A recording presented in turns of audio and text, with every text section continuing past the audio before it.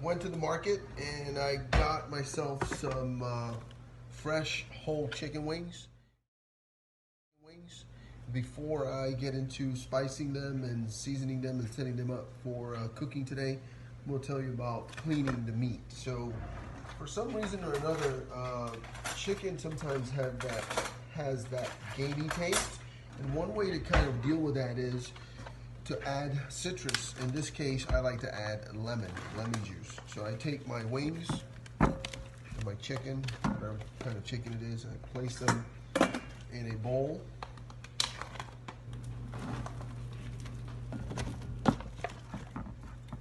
Okay. And then I have a piece of lemon. And I'm going to squeeze it over the chicken. Make sure they all are evenly covered in the lemon juice. And that citrus, that lemon, is going to take a little bit of that chicken taste that you get, or poultry taste that you're going to get from simply seasoning the meat and then cooking it. So I'm going to let it sit in this citrus for about 3 to 4 or 5 minutes. And I'm going to run it through, rinse it with cold water, and I'll be back to show you the seasoning process. All right, guys, so we're at the seasoning step. We've got our chicken. It's nice and clean, cut into 3 pieces. Sometimes we discard those tips. Sometimes we just use them and get a nice little crisp flavor out of them. We'll start with some garlic. Not measuring today, so just a couple of shakes. My favorite, paprika. We'll leave the paprika out. Tell you why in a minute. Ground cumin.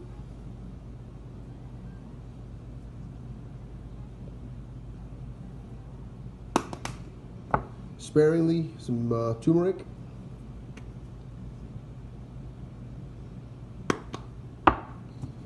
This is oregano. Ground smoked oregano. And then our sea salt. So what I do now is I mix all this together in the bowl.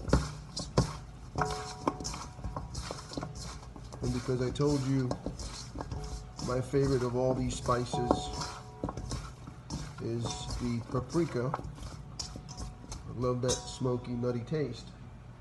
Washing hands after touching the meat.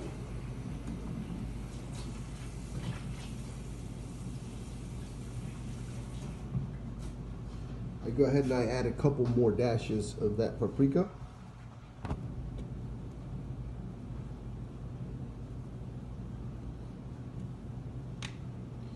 So the end product looks something like this. I'm going to let it sit probably about 15-20 minutes. Then they're going to go in the oven at 350 for about 40 minutes. I'm going to take them out, turn them over, go up to about 400 for about another 15 minutes. I'll be back. Show you what I drink and what I do while I'm waiting. All right, guys, so I've got the oven. It's going to go to 400 degrees rather than 375 for about 20-30 minutes. I've got a non-stick pan. I spray it with some Pam cooking spray. And now I'm going to line my wings.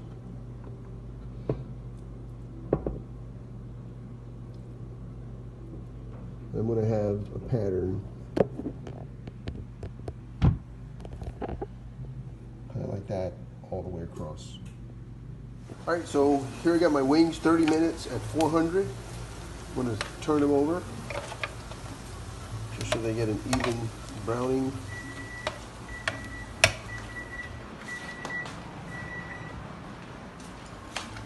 Turn them over and they're going to go back in the oven for about 5 minutes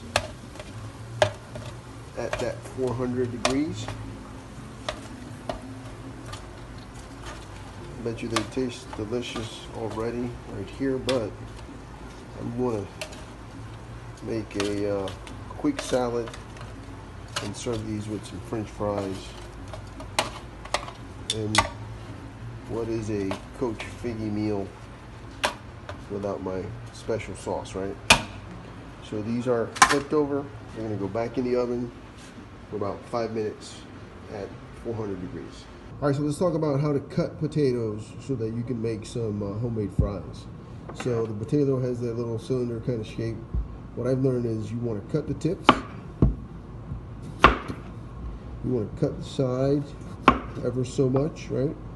Little sliver. And what you're doing is you're creating that little square kind of a cut all the way around and more. So now what I have is this kind of square looking tater, right? So I'm going to go half. Then either I want a thicker fry or a skinnier fry. I personally like the thicker fry. So from this position here, I got a thicker fry. If I wanted to make them a little thinner, just for the sake of showing, cut them in half. And now I've got a thinner fry. For white potatoes, one thing I've learned is that you need to put them in water, soak them in water for about 20 minutes before you bake them. And supposedly that helps to get some of that, release some of the starch in the potato. And that one was a little cleaner cut. So I take them, put them in here, a little bit of water, so nothing else but some water. Leave the potatoes in there for about 10 minutes or so. Now, what's different is the sweet potato. The sweet potato doesn't do well if I submerge it in water. And I'd have to find out why that is. So, same principle here. I'm going to cut this sweet potato, and I'm going to take the roundness and sort of create that square feel here. Now, same principle. I'm going to cut, and then I'm going to cut it one more time in half. I find a stable side to do that. So this side is not too stable. I don't want to cut that way. This side is a lot more stable. So I want to cut here, get my hands out of the way, fingertips out, cut all the way through. 1, 2, and there's my sweet potato fries. One more time. Fingers out of the way once I've got the potato comfortable within the knife. 1, 2. Alright guys, so here are our fries coming out of the oven. What I like to do is place them nice and hot into a bowl. Remember we had both sweet potato and white potato fries. Place them all into a bowl. And stripe while the iron's hot. So while it's still hot, I like to add a dash of salt. And my truffle oil. Now this stuff is very strong, so a little cap full of this stuff goes a long way.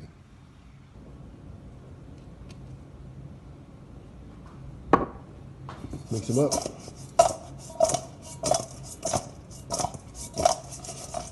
And we're almost there. When we come back, I'll show you my oven baked wings with a tequila lime sauce, a quick salad I just made, and the oven baked fries. Alright, so I've got my white potatoes out of the water and patting them dry here with a cloth towel because paper towels are bony or a little hard to find. So I'm going to take my tray here and I'm going to just pat it down a little bit of olive oil. I'm going to arrange my sweet potato fries on one side. Yes, I segregate my fries. So these guys are going to be on one side. Right. Then the white potato fries will be on another side. And hopefully we can all get along.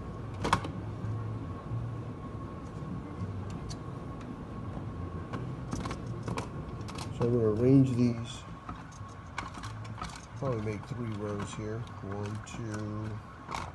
There's a 3rd row there. Take some of the sweet potato fries there into that 3rd row as well. Spread them out. You don't want them overlapping or touching each other too much. These up. Create that little space there. And now what I do is I take a little bit more olive oil. Sprinkle it over the top. Okay, and take some sea salt. Now, some would argue that adding sea salt before you bake these is going to draw some of the water out of them, but that's also, in my opinion, helps crisp them up just a little bit. So, a bit of sea salt. Now, if you want to here, you can also add some garlic, or you can add some oregano, whatever seasoning you want to put on there, paprika. I usually wait for them to come out, and I put some truffle oil on the white fries. So I'm going to put these at 400 in the toaster oven for about 30-40 minutes. All right, guys, so let's make a quick salad. Very simple ingredients when I make a salad. I'll have my greens. I like baby spring mix or field greens. Love tomatoes, always got to have a tomato. Our relatives from Atlanta hooked us up with these Kalamata olives. Tasty. They have enough salt, sodium in them. You don't really need to put any sodium or salt into your greens. Some shaved almonds, and once in a while some dried cranberries. So I start by cutting my tomato. Cut that little tip there. I'm going to cut it into 3 parts, and then 3 more, and then I'm going to slice all the way through. 2, watching your fingers. Tomatoes tend to be a little slippery. I'm going to drop those in the bowl. I'm going to grab just a handful of the green. Now these are pre-washed. It says they're washed 3 times. Let's hope they are. And a lot of arugula. Some green there, and 1 more. So 3 big handfuls is usually enough for myself and my wife. And to taste, you're going to sprinkle a little bit of your shaved almonds, not too much. This is just fat. And the cranberries, in just a small handful, about a dozen to 18 of them. And then for these are pitted and have Kalamata olives. I usually take 1, 2 teaspoons. I usually add a little bit of olive oil, about a tablespoon. And then here's the trick. If I were to just simply mix this with some utensils, it doesn't really mix the olive oil and the taste of those olives into the green. So I really have to get my hands dirty here and mix the entire salad, greens, olives, tomato, cranberries in the bowl, and so the texture and the mixture is generally even throughout all of the greens and all of the pieces. So that's how I make my quick and easy salad. So while I'm cooking, Mama has a favorite go-to drink, and it's called the Mary Pritchard. We start with a shaker and some ice.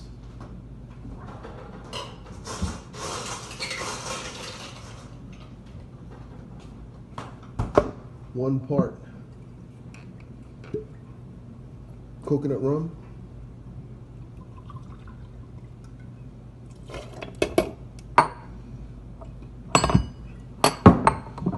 one part pineapple juice,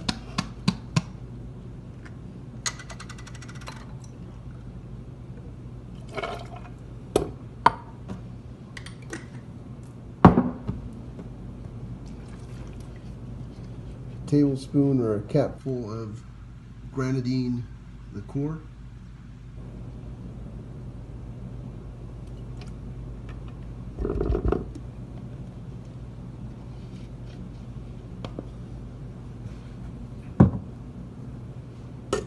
Now we shake.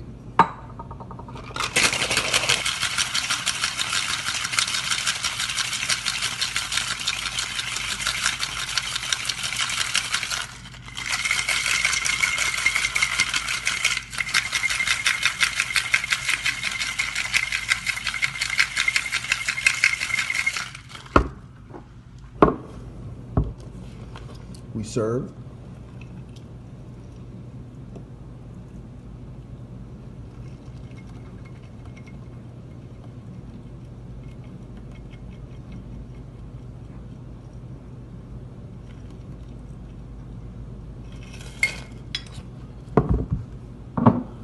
And we garnish with a cherry.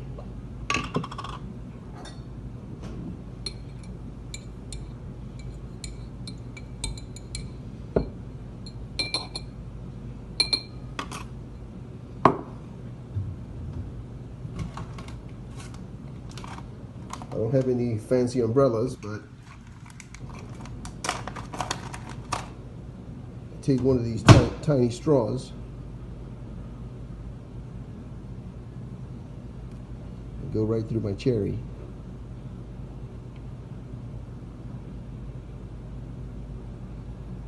Place it right over the top. Top it off.